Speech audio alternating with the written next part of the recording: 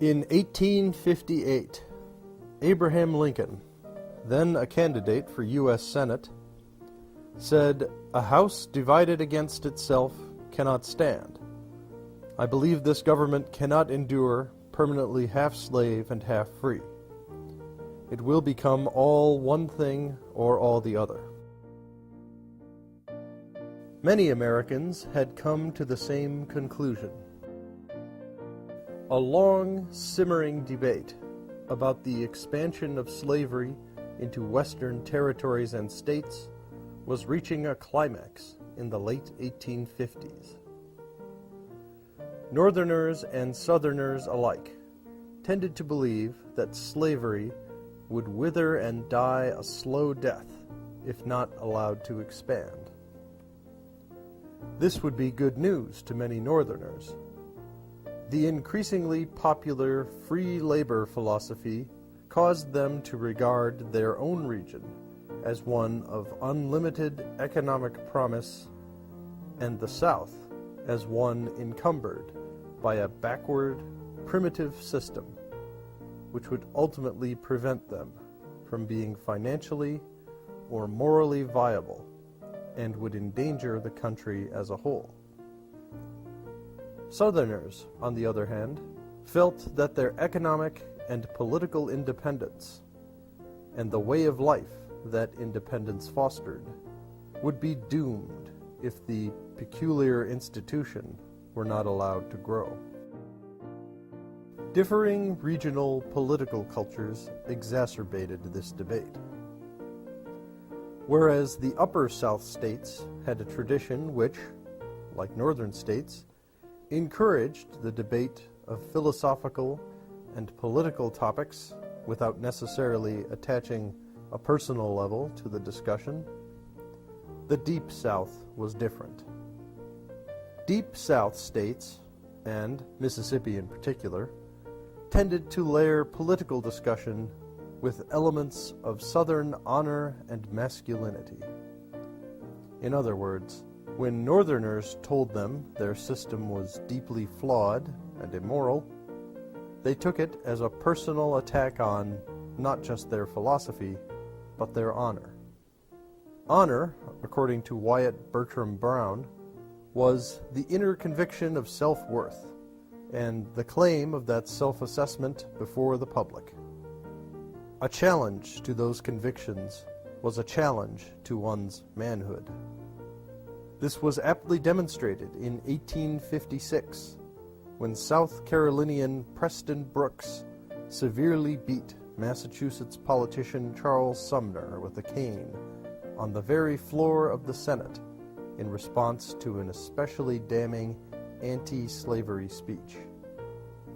It is worth noting, however, that historians are not in agreement over whether North and South were truly culturally different in the antebellum period. In the 1960s, Charles Sellers contested the idea of cultural difference, while Eugene Genovese saw the differences caused by slavery to be so intrinsic that conflict was almost inevitable.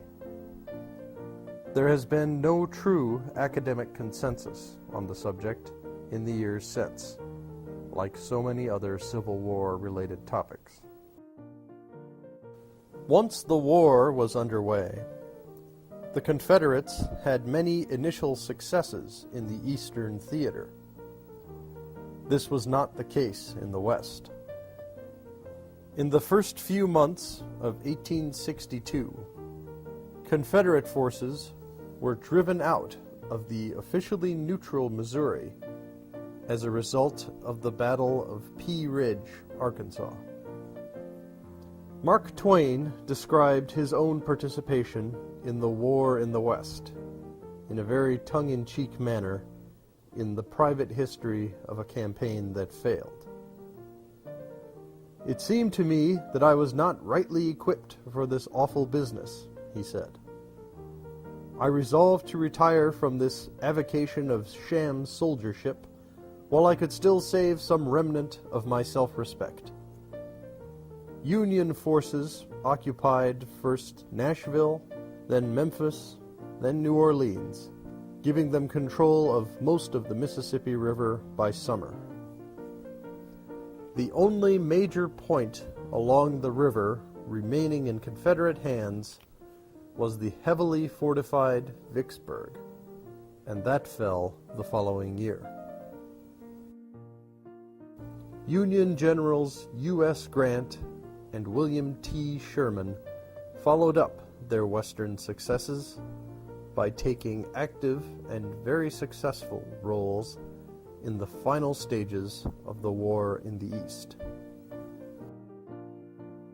As soon as the war was over, people from all walks of life began to ask the apparently simple question: why did the North defeat the South?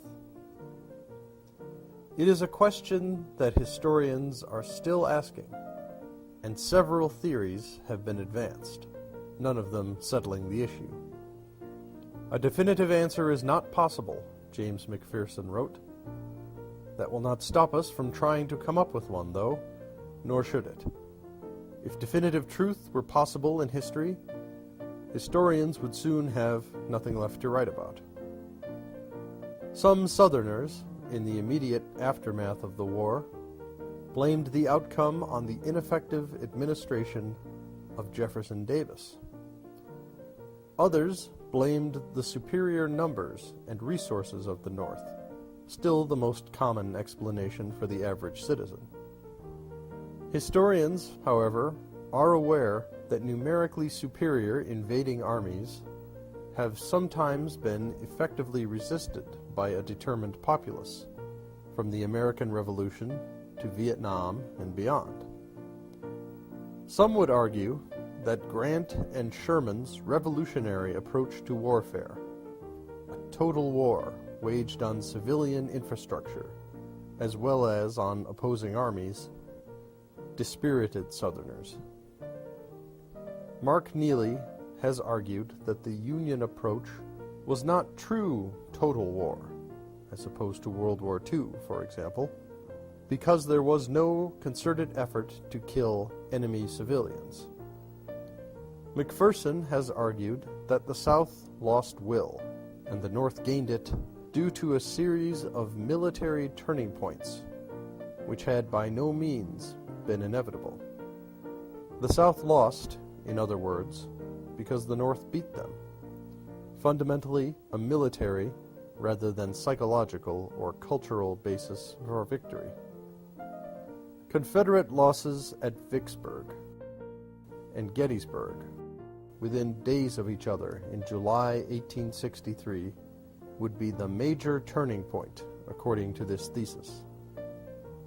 Others have argued that the North did not win, per se, but that the South lost, due to a lack or a loss of will for reasons other than battlefield defeat.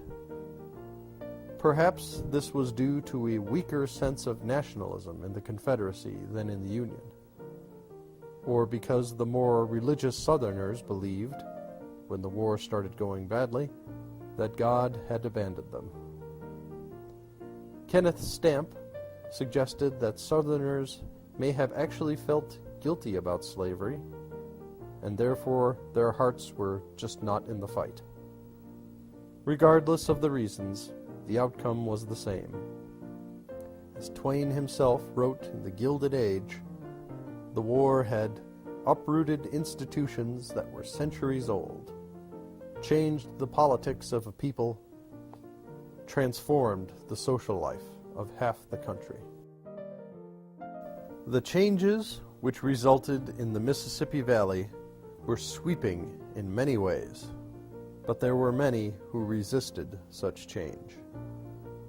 The state of Mississippi provided 2 African-American U.S. senators during construction. Hiram Revels, who ironically held Jefferson Davis's former seat, and Blanche Bruce. As of 2007, there has still not been a third black Southerner in the Senate.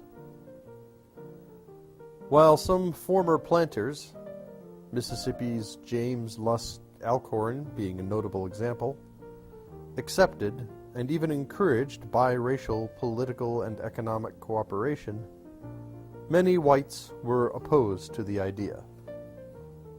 White landowners would sometimes offer property at half price to white buyers to prevent blacks from purchasing it. An unintended side effect of this practice was that the economic situation got even worse.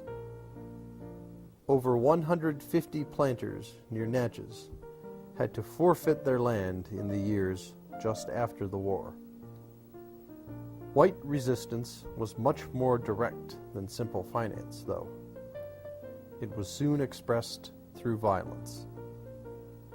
Two of the more infamous examples are the mass attacks on blacks in Meridian, Mississippi in 1870 and Colfax, Louisiana in 1873. It would be another century before the promises of Reconstruction would come to fruition for blacks in the Mississippi Valley and throughout the South.